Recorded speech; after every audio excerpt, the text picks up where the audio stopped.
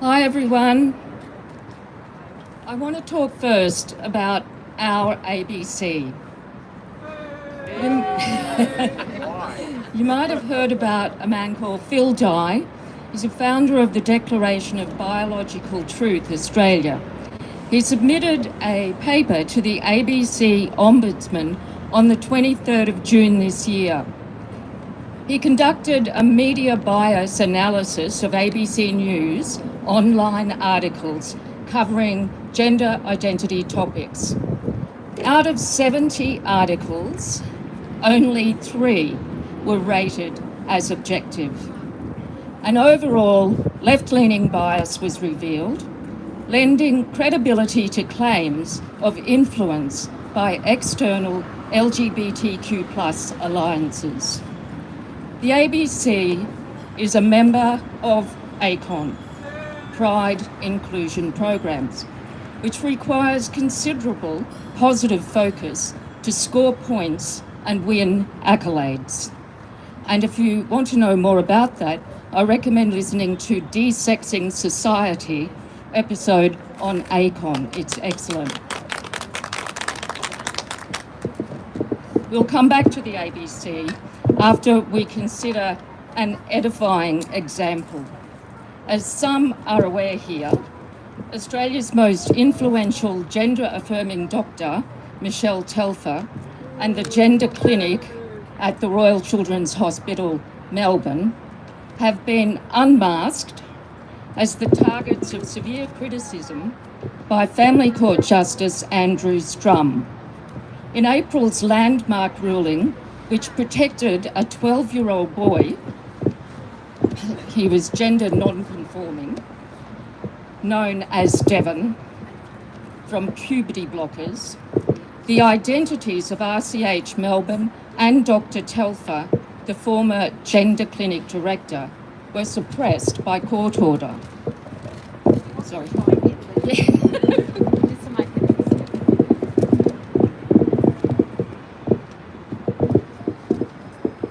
I shake. Don't purchase.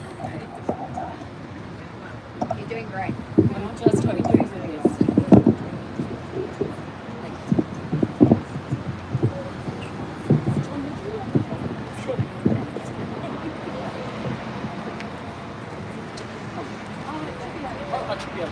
Okay, thanks. Okay. In early June, Justice Strum upheld the application by the Australian newspaper, arguing that their identities should be made known, as it would serve the public interest and arm parents with vital information. It was front-page news for the Australian, which offered comprehensive coverage, including an editorial. Having previously showcased Telfer and paediatric medical transition, the national broadcaster, our ABC, have had nothing to say about this significant development. It would be difficult to go from glowing praise to these mere facts. Phil Dye's study of ABC News bias would no doubt categorise this silence as bias by omission. Justice Strum found that the RCH Gender Clinic had failed to undertake a comprehensive assessment of Devon. It had made a diagnosis only belatedly and with a view to the imminent court trial, and offered only one treatment, puberty blockers, as the first step on a lifelong path of medicalisation. The judge noted Dr. Telfer's claim that the RCH Gender Clinic had a clinical evaluation program and a longitudinal cohort study established in 2017, which aims to follow up and assess clinical outcomes for 600 patients and families over 20 years. However, in cross-examination, Dr. Telfer conceded that this study is not a clinical trial and there are significant issues with follow-up into adulthood. Justice Strum described as concerning the evidence from a medical witness that no children's gender clinic has produced any long-term data on outcomes of puberty blockers and cross-sex hormone treatments. The RCH Melbourne Gender Clinic has not produced any long-term data on any of the patients they've treated.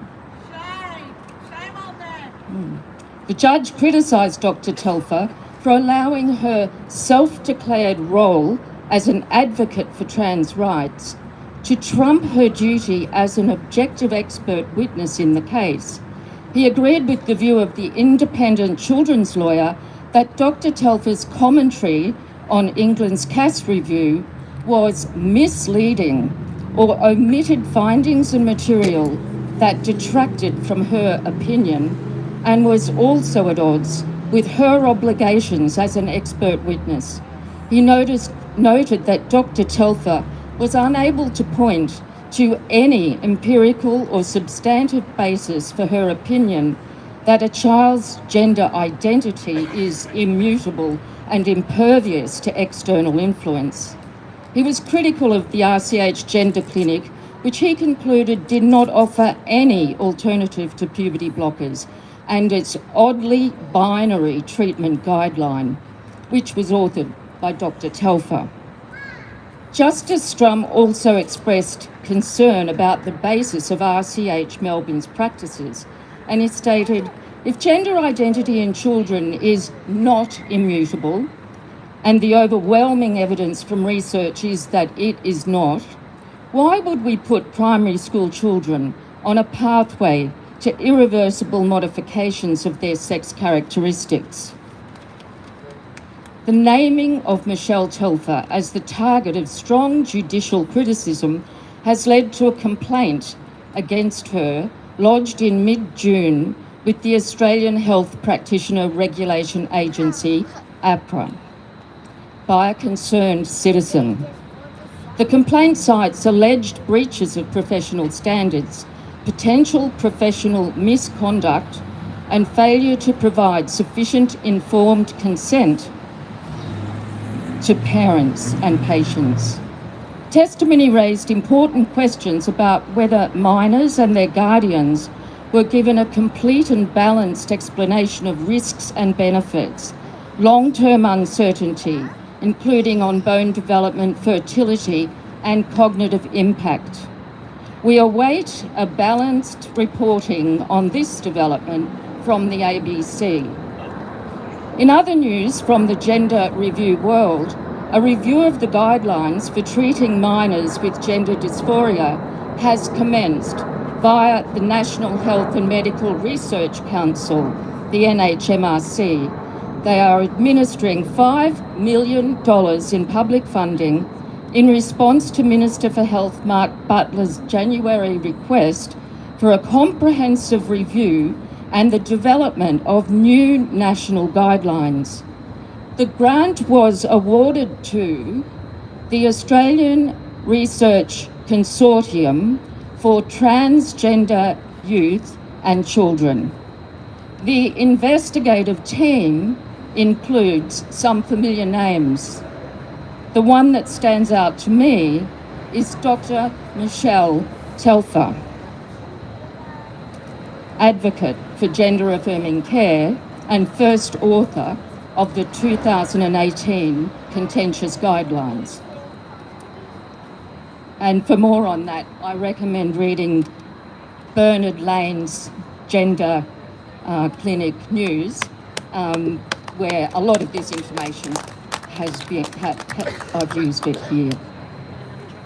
So he pointed out that there are a number of other activists and researchers from gender clinics on this investigative committee.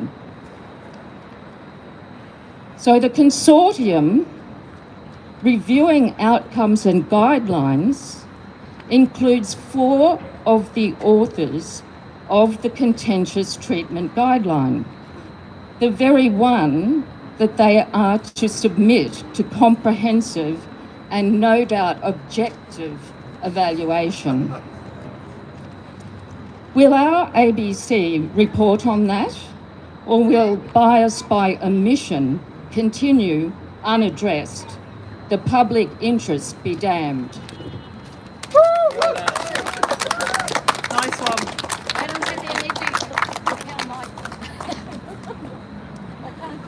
cannot